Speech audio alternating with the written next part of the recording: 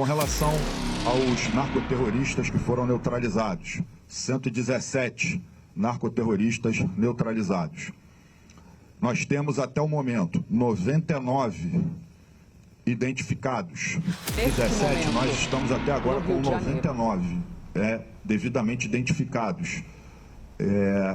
Cerca de 78 com relevante histórico criminal e 42 com mandados de prisão pendente. Deixando bem claro, as perícias foram acompanhadas integralmente pelo Ministério Público, enfim, estamos tendo todo o apoio desde o início, ou seja, não temos nada a esconder. Aqui é total transparência.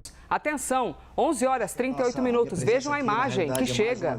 Breaking news aqui na CNN. Polícia Civil apresenta a lista parcial de suspeitos mortos durante a operação contra o Comando Vermelho. Vamos ouvir. Que foi o arcabouço para que a operação ocorresse dentro do planejado e dar o apoio, obviamente, às famílias dos policiais que faleceram e daqueles que estão ainda hospitalizados. Um delegado perdeu a perna, tem 3 colegas ainda em estado grave, estado crítico. Então, minha posição aqui é uma posição institucional de total apoio às forças policiais e, obviamente, estou aqui à disposição para poder responder qualquer pergunta que os senhores direcionarem para mim. Obrigado. Bom dia a todos. Cumprimento aqui nosso grande amigo, nosso grande irmão, secretário de Segurança, Dr. Vitor Santos. Cumprimento a todas as senhoras e senhores. Obrigado a todos pela presença. Bom, só recapitulando primeiramente, Operação Contenção foi mais uma edição da Operação Contenção, na última terça-feira, com um trabalho integrado entre a Polícia Civil, Polícia Militar, Secretaria de Segurança, onde foram dados cumprimentos de mandados de busca e apreensão, 180 mandados de busca e apreensão, mais de cerca de 100 mandados de prisão, sendo 70 de uma investigação da Divisão de Repressão de Entorpecentes, aqui da Polícia Civil, junto com os 180 mandados de prisão, e mais 30 mandados de prisão da Polícia Civil do Pará. Então, o objetivo da operação era esse. Foi cerca de 1 ano de investigação, cerca de 60 dias de intenso planejamento, e até que achamos o dia ideal para fazer a operação na última terça-feira. Então, só recapitulando aqui, foram 113 presos, sendo 33 presos de outros estados, 10 adolescentes infratores, sendo que desse total, 54 possuíam anotações criminais. É bom ressaltar que todos os presos, até o momento que a gente tem notícia, tiveram a prisão preventiva decretada na audiência de custódia, ou seja, foram mantidos presos. Ou seja, o que mostra que as prisões realizadas durante a operação foram regulares, todas as prisões dentro da legalidade. Com relação aos narcoterroristas que foram neutralizados, 117 narcoterroristas neutralizados. Nós temos até o momento 99 identificados. Desse total, 42 contavam com mandados de prisão pendentes. Pelo menos 78 apresentavam relevante histórico criminal por vários crimes graves, homicídio, tráfico de drogas, roubos, etc. Organização criminosa, entre outros. 40, ou seja, 80%, dos que foram neutralizados, ou seja, desses 78, isso representa cerca de 80% dos que foram neutralizados. 40 são de outros estados. Até agora, 13 do Pará, 7 do Amazonas, 6 da Bahia, 4 do Ceará, 1 da Paraíba, 4 de Goiás, 1 de Mato Grosso e 3 do Espírito Santo. Vamos lá. 13 do Pará, 7 do Amazonas, 6 da Bahia, 4 do Ceará, 1 da Paraíba, 4 de Goiás, 1 do Mato Grosso e 3 do Espírito Santo. Ou seja, nós tivemos narcoterroristas neutralizados de 4 das 5 regiões do país. Só não tivemos da região sul. E, dentre essas lideranças, né, de outros estados, nós temos, aqui são os apelidos, né, o vulgo, PP, chefe do tráfico do Pará, inclusive possui uma reportagem junto com o Oruan. Chico Rato, chefe do tráfico em Manaus. Gringo, também chefe do tráfico em Manaus. Mazola, chefe do tráfico em Feira de Santana, na Bahia. DG, chefe do tráfico na Bahia. FB, chefe do tráfico na Bahia. Fernando Henrique dos Santos, chefe do tráfico em Goiás. Rodinha, chefe do tráfico em Itaberaí, Goiânia, Goiás. E Russo, chefe do tráfico no Espírito Santo, em Vitória. Pelo menos 1/3, como eu já falei antes, dos presos na operação também são de outros estados. Então, senhores, temos que fazer aqui uma reflexão. Na verdade, é uma constatação do que a Polícia Civil alertou há 5 anos atrás. Com o advento das restrições e limitações às operações policiais, há 5 anos atrás, em junho de 2020, a Polícia Civil fez 2 relatórios que, coincidentemente, foram subscritos por mim.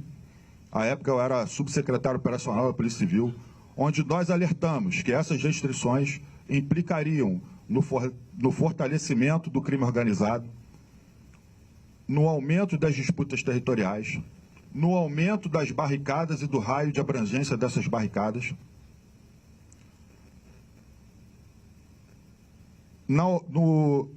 além disso, as favelas se tornariam bases operacionais do crime organizado e se tornariam um local convidativo para que lideranças de outros estados viessem para cá. Nós alertamos, nós avisamos e hoje está aqui a constatação disso. Mais uma constatação: os complexos da Penha e do Alemão, até aquela retomada, né, aquela ocupação que houve em 2010, eram o QG do Comando Vermelho, apenas aqui no estado do Rio de Janeiro.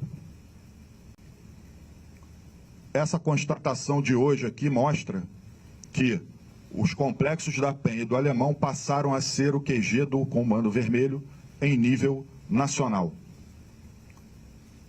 São desses complexos que partem todas as ordens, decisões e diretrizes da facção para todos os outros estados onde o Comando Vermelho tem atuação, praticamente em todos os estados do Brasil.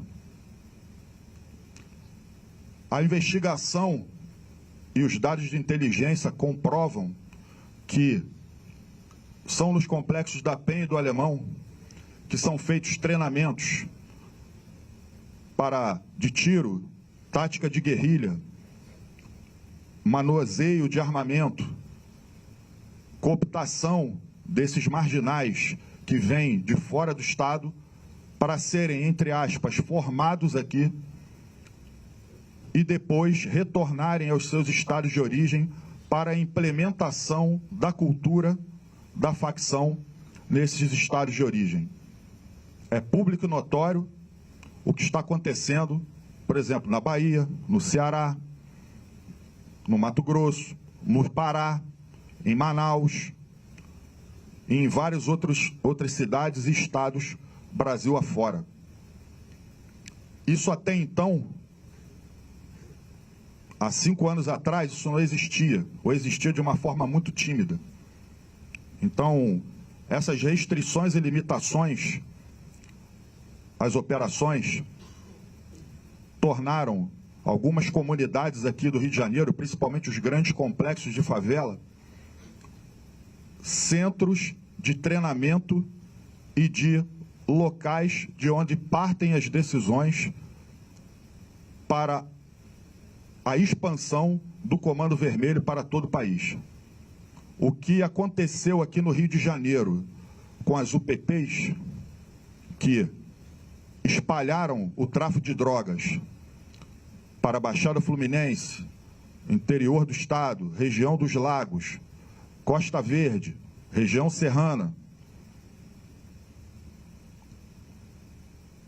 ou seja, a metástase do tráfico interno aqui, que foi o efeito da UPP, a migração que houve, essas restrições resultaram na metástase do tráfico e principalmente do Comando Vermelho para todo o país. Essa é uma constatação, não sou eu que estou dizendo. As informações estão provadas aqui, tudo aquilo que a gente vinha alertando aconteceu. Então, é preciso que haja uma mobilização nacional no sentido de combate a essa organização, que não é mais uma organização criminosa, é uma organização terrorista, com práticas terroristas, com táticas de guerrilha, que dão ordens para execução de desafetos e de agentes públicos, que dão ordens que oprimem o morador da comunidade, que colocam barricada, que assediam a filha do morador, que atiram na polícia, que atiram nos seus desafetos, que praticam disputas territoriais. No final de semana anterior à operação, nós tivemos uma tentativa de invasão do Complexo do Chapadão no Complexo da Pedreira, que era de uma facção rival. Invadiram a casa de uma senhora junto com filha e mataram os dois. Isso não é mais segurança pública. Isso é terrorismo. Drones jogando granadas nessa operação, artefatos explosivos vindo do ar em cima dos nossos policiais. Então, é importante que a legislação existente, que é completamente desconectada da realidade e completamente branda e leniente, que essa legislação seja atualizada para que as polícias possam dar uma resposta à altura. Até porque o cenário que nós enfrentamos nessa operação e que as polícias do Rio de Janeiro especificamente enfrentam diariamente, já não é mais um trabalho de polícia. Eu insisto nisso. Polícia nenhuma do mundo faz o que as polícias do Rio de Janeiro fazem e enfrentam o que as polícias do Rio de Janeiro enfrentam. Esse cenário que nós vivenciamos aqui é um cenário de guerra irregular, de guerra assimétrica. Então, eu aproveito o momento aqui, tendo em vista os dados que nós estamos apresentando aqui para todos os senhores, para fazer essa reflexão, e acho que é importante que haja uma mobilização nacional no sentido de combate a essas organizações que não são mais organizações criminosas, são sim narcoterroristas e têm que ser tratadas como tal. Então fica aqui essa reflexão, né, e os dados aqui que já foram apresentados para os senhores, e muito obrigado. Vamos começar. O SBT já tinha pedido para ser o primeiro, depois eu vou com você e você só o segundo. Atenção, vamos agora acompanhar os questionamentos da imprensa. Neste momento, você tem o secretário responsável aqui por assuntos da Polícia Civil aparecendo em tela e trazendo, Felipe Cury, o detalhamento da operação. Dos 113 presos, 33 são de outros estados, 10 são adolescentes, 74 tinham antecedentes criminais. Pelo que eu estou entendendo, realmente a gente não consegue ouvir, certo? O que está sendo perguntado. A gente não consegue ouvir, então a gente faz assim, eu vou conversando com vocês e ouvimos a resposta. Tá? DOCA, vamos ouvir. Que mexia no dia da operação, ele foi preso, que era justamente a parte toda de lavagem de dinheiro que fazia isso. Prendemos o Belão, que era uma grande liderança do Comando Vermelho, aqui do Rio de Janeiro, e era o chefe do tráfico ali do Quitungo. Também foi uma grande prisão. Vou te dando aqui como exemplo, porque agora, assim, de cabeça eu não tenho, assim, todos os dados, mas principalmente esses dois. E, como eu falei e repito aqui, os complexos da Penha e do Alemão se tornaram centros decisórios da facção e de formação também de narcoterroristas de todo o país, que vieram de outros estados para pegarem o know-how da facção e levarem para os seus redutos de origem, ou seja, para a sua cidade de origem.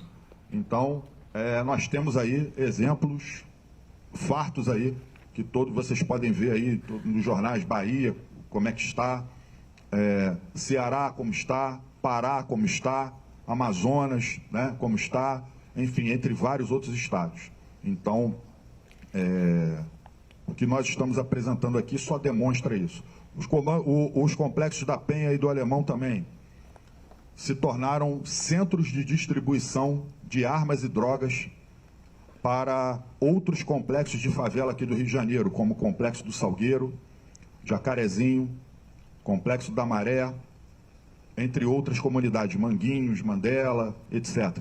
Chegam em torno de 10 toneladas de drogas por mês nessas comunidades, que depois são redistribuídas para esses outros complexos de favelas.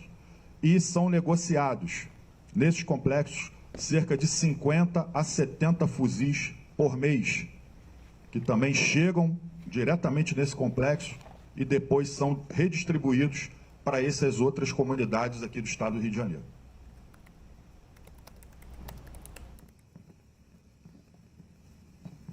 (11h53). Seguimos aqui ouvindo. Que bom, agora nós conseguiremos ouvir a pergunta também dos nossos colegas da imprensa. Depois da reunião com o Ministério da Justiça, foi anunciado o Escritório Emergencial de Combate ao Crime Organizado, com a coordenação do senhor e do Secretário Nacional de Segurança Pública, o Mário Sarrubo. Eu queria saber o que já foi definido sobre esse escritório, se vai ter uma sede física no Rio de Janeiro, quais são as diretrizes do escritório, como que vai ser a atuação e quando ele começa a operar. Bom, Camila, a ideia do governador Cláudio Castro de criar esse escritório foi dar agilidade. Então, a gente não pode pensar numa estrutura burocrática pesada, com sede, estatuto. Na realidade, é uma força de trabalho, tá, do governo estadual com o governo federal. Claro que existe um nome e uma logística própria para isso, mas já começamos a trabalhar, né? Já pedimos, por exemplo, apoio de perícias nesse caso da operação. Por quê? Nós temos vários criminosos que são de outros estados, precisam confirmar suas identificações. Eu vou dar só um exemplo do estado do Pará. O estado do Pará, dos 100 mandados, 30 mandados eram do estado do Pará. Dos 30, 5 foram presos, se entregaram, e 15 resolveram confrontar e foram neutralizados. Ou seja, restam 10 ainda. Então, desses 20, a gente precisa comprovar a identidade dele. Mesmo os 5 que se entregaram, muitos deles usam um documento falso. Então, a Polícia Federal, através do Instituto Nacional de Identificação, facilita, ou facilitaria, ou vai facilitar a identificação. Armas foram apreendidas. Precisamos de peritos para poder rastrear essas armas, de onde elas vieram, qual o caminho que elas seguiram, confronto balístico, seja nos corpos dos criminosos, alguns projéteis foram recolhidos, auxiliar nessa questão do confronto balístico, porque o governo federal tem o Banco Nacional de Balística, que facilitaria, por exemplo, saber de que arma pode ter partido aquele projétil. Então, é todo um trabalho que já começou desde o início, quando foi anunciado o escritório. E claro que nós temos outras ações a seguir, e eu já estou em conversa com o doutor Sarrubo para que a gente possa agilizar esse processo. Pessoal, antes da próxima pergunta, só para ser justo, os secretários têm que sair daqui impreterivelmente 12h15. Então, nem todo mundo que está colocando nome na lista terá tempo de fazer a sua pergunta. Então, vou ressaltar novamente para sermos breves. Bom dia, secretários. Mariana, da Agência Brasil. Eu queria saber exatamente dos mandados de prisão, se vocês já têm isso, de quantos foram de fato cumpridos, quantos foram mortos durante a operação, né? Falando desse do Pará, mas queria saber esse número geral dos 100. E queria insistir também na questão da pós-operação, né? Se tem um planejamento aí de ter policiais permanentemente para, né, delimitar aqueles territórios que vocês dizem que foram retomados, né? Enfim, insiste um pouquinho nesse pós. Obrigada. Dos presos, desculpe, dos presos, foram cumpridos 20 mandados. No total. No total. Só fazer uma observação. Porque todos estavam com armas. Vários com armas, com pistolas, com artefatos explosivos, com fuzis, enfim.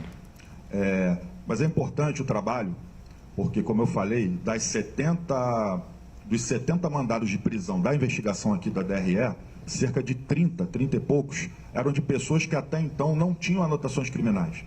Eram pessoas que passavam despercebidas até então da polícia, que foram descobertas durante a investigação.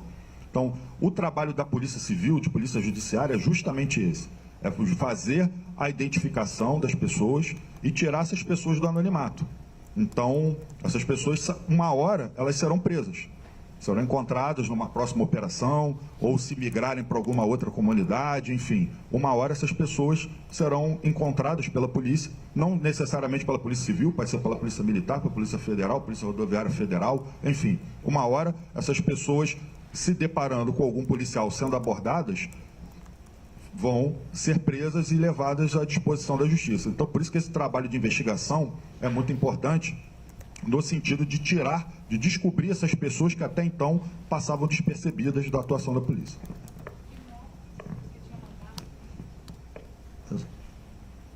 Seguimos ao vivo acompanhando a coletiva de imprensa que ocorre neste momento. Nós estamos até agora com 99 devidamente identificados. Cerca de 78 com relevante histórico criminal e 42 com mandados de prisão pendente. Eu tenho que ver. Realmente essa informação não tem como te passar agora, tá bom? E no que diz respeito à região, tá? A Polícia Militar tem intensificado o trabalho de policiamento naquela região, visando manter a ordem e não termos grandes transtornos pós-operatório.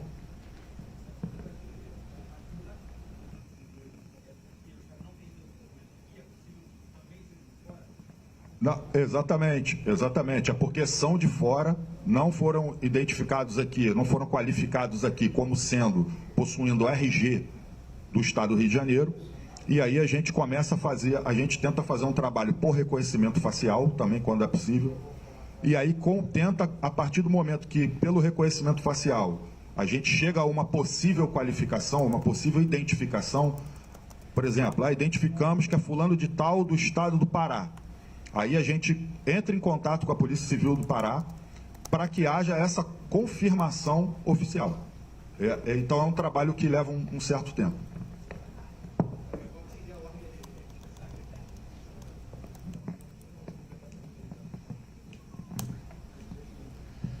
Secretários, bom dia. Yuri da Folha de São Paulo. Queria perguntar, doutor Felipe Cury, o senhor falou sobre mudanças que parecem ser no judiciário, mas queria perguntar sobre o que seria apoio logístico que o governo federal poderia dar. Digo mudanças no judiciário, que o senhor falou que a legislação atualmente é leniente, enfim, mudanças no judiciário, no legislativo, mas queria perguntar do que logisticamente o governo federal poderia ajudar no combate a essas facções aqui.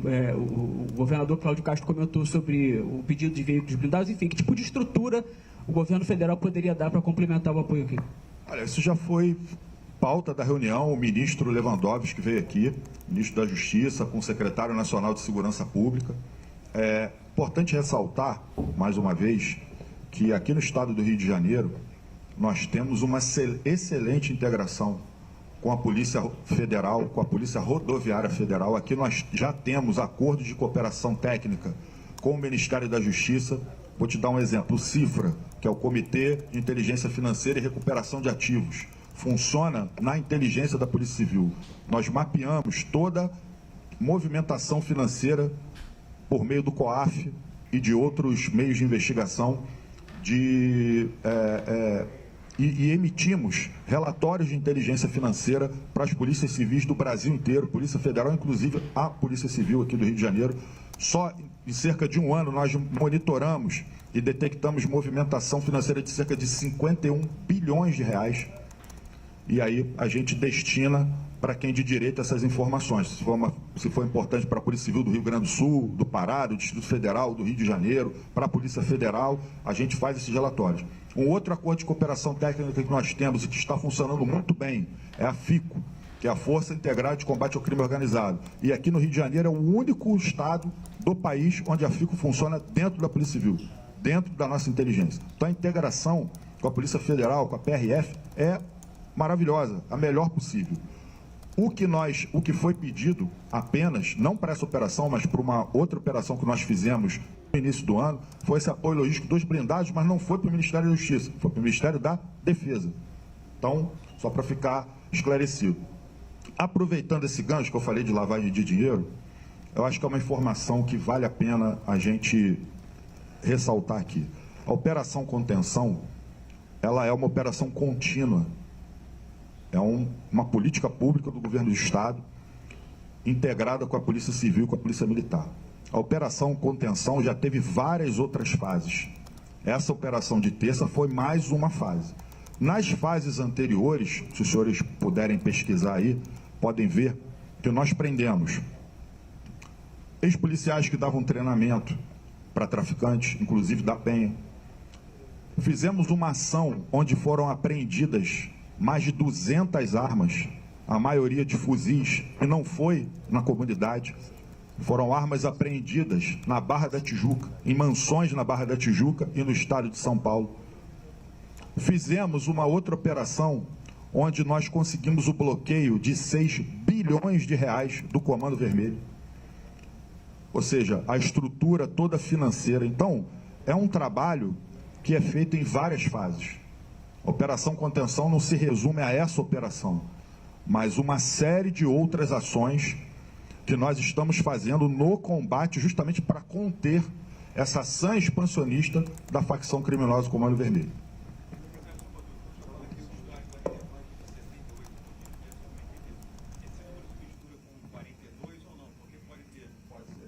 Meio-dia, 4 minutos. Seguimos aqui ao vivo com o Breaking News na CNN Brasil. Mandado de prisão, mas tem um histórico de anotação criminal relevante. Estamos aqui recebendo as informações, portanto, oficiais das autoridades sobre os números da mega operação no Rio de Janeiro. Já dá para saber se houve vazamento da operação, se não houve, e se houve, esse possível vazamento teria prejudicado a captura e a localização do DOCA e de criminosos relevantes como Gadernal, como Pedro Bala. O que o senhor pode dizer a respeito disso? Olha, se houvesse vazamento, não teria tido o resultado que teve. Então, isso aí não tem nada que comprove isso, não tem nenhum dado de inteligência que comprove isso. Mais uma vez, é importante desmistificar esse tipo de narrativa. O que houve foi uma intensa movimentação e mobilização de 2.500 policiais, dezenas de veículos blindados, centenas de viaturas e, obviamente, essa movimentação chama a atenção dos marginais. Então, esse deslocamento maciço de policiais, isso é inevitável, né? Não tem como a gente aparecer lá num passe de mágica, isso aí, enfim, faz parte. Agora, não necessariamente significa que a operação seria para lá. Poderia ser para Rocinha, poderia ser para o Salgueiro, poderia ser para qualquer outro lugar, Complexo da Maré, etc. Então,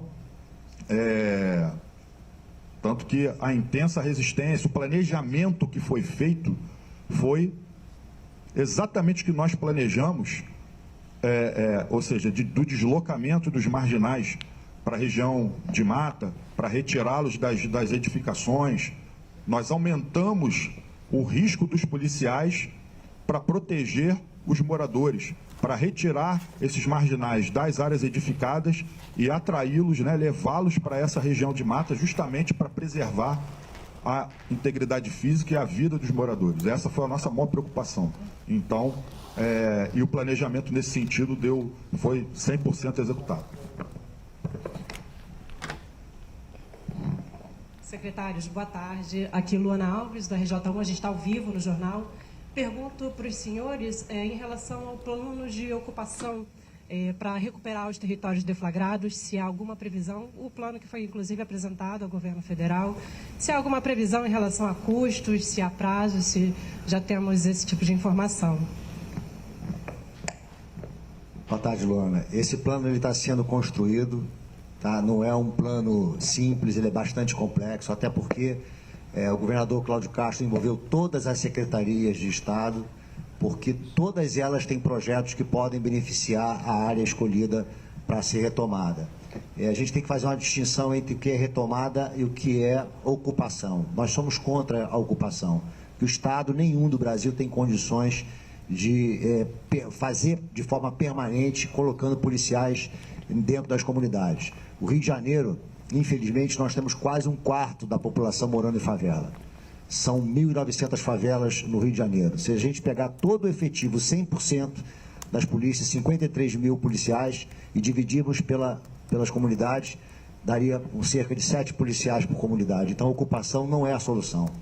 A solução é realmente a retomada. Então, essa retomada está sendo construída. A gente tem uma previsão de entrega até o dia 20 de dezembro, que é o último dia, que logo após haverá o recesso judiciário.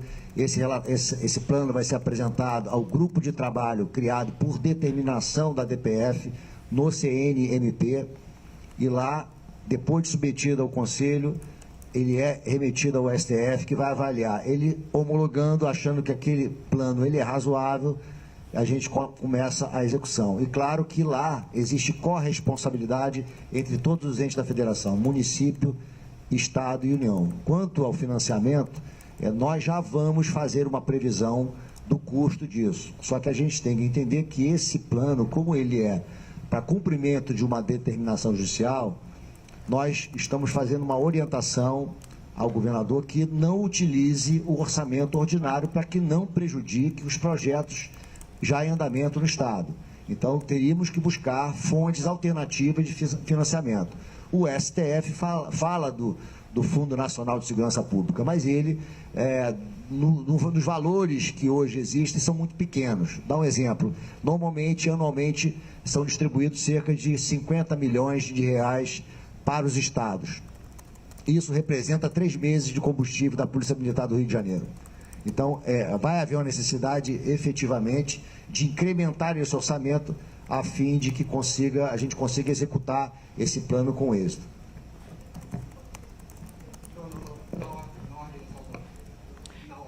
Meio-dia, 9 minutos. Avançamos aqui no horário do Live CNN. Já tem bastidores CNN, mas aqui a prioridade é a notícia. E quando é ao vivo, a gente mostra tudo para vocês. Vamos ouvir mais um questionamento. Informação nesse sentido de vestígios de sangue em algum lago ali na região da Pedreira, no alto da comunidade, uma região conhecida como Pedreira, sugerindo que teriam corpos no lago.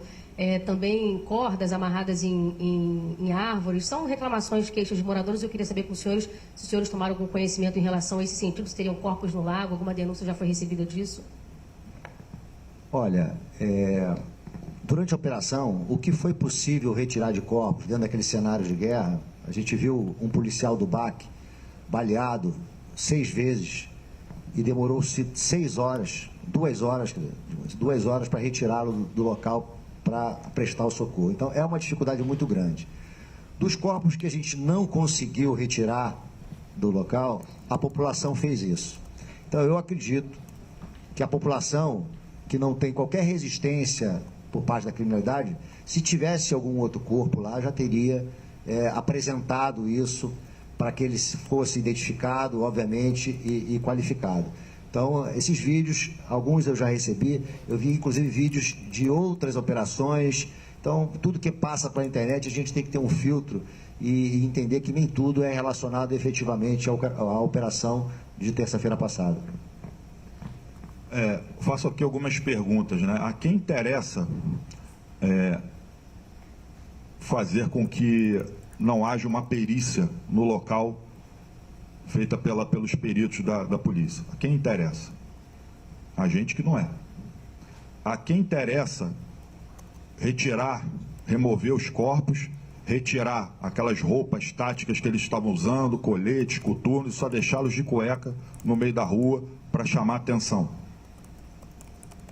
A quem interessa fazer remoção de corpos, como já está sendo provado numa investigação feita pela Polícia Civil, por meio da 22ª DP, Penha, que os veículos utilizados para a remoção desses corpos eram roubados. Então, a quem interessa tentar colocar, como você falou aí, cordas, etc., eu não sei nem se isso se trata dessa operação ou não, mas, enfim, tentar fazer ou incutir, né, uma falsa narrativa no sentido de descredibilizar a ação policial.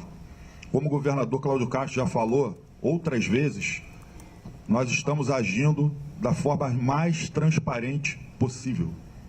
Então, a gente aqui não tem nada a esconder, muito pelo contrário, estamos aqui abertos, prestando satisfação a toda a sociedade, a toda a imprensa. A ação que nós fizemos foi uma ação legítima do Estado. Cumprimento de ordens judiciais após 1 ano de investigações. Então, estávamos ali exercendo as nossas atribuições constitucionais. Então, fica aqui essa reflexão. Deixando bem claro, as perícias foram acompanhadas integralmente pelo Ministério Público, enfim, estamos tendo todo o apoio desde o início, ou seja, não temos nada a esconder. Aqui é total transparência. Secretário de Polícia Civil do Rio de Janeiro, fazendo ali uma ressalva com questionamentos para o fato de os mortos terem aparecido sem vestimentas, vestindo roupas íntimas, expostos na rua, e o secretário dizendo que antes eles estavam com colete, com roupas camufladas, com coturnos, e que a população teria retirado essas roupas antes. Teria relação, por exemplo, com a Rota dos Solimões, uma das portas de entrada de drogas, né, aqui no país? Bom, tudo isso tem relação. O domínio territorial não é só a questão de fazer com que o território vire receita para eles.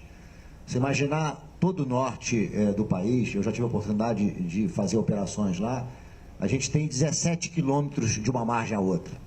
A gente sabe a dificuldade das forças de segurança pública do norte em fiscalizar as embarcações que por ali passam. Então, já provamos, já evidenciamos a relação de negócio entre o Comando Vermelho e o PCC. Então, a gente não pode ser ingênuo de achar que eles não compartilham essas rotas do norte para efeito de entrada não só de drogas e principalmente a cocaína, mas também o contrabando de armas. Porque a dificuldade, se nós aqui no Sudeste já temos uma dificuldade muito grande em relação às nossas rodovias, imagina o norte, com a quantidade de rios e afluentes, onde embarcações conseguem passar com muita facilidade devido à dificuldade de fiscalização. Pessoal, a gente vai para a última pergunta agora, tá?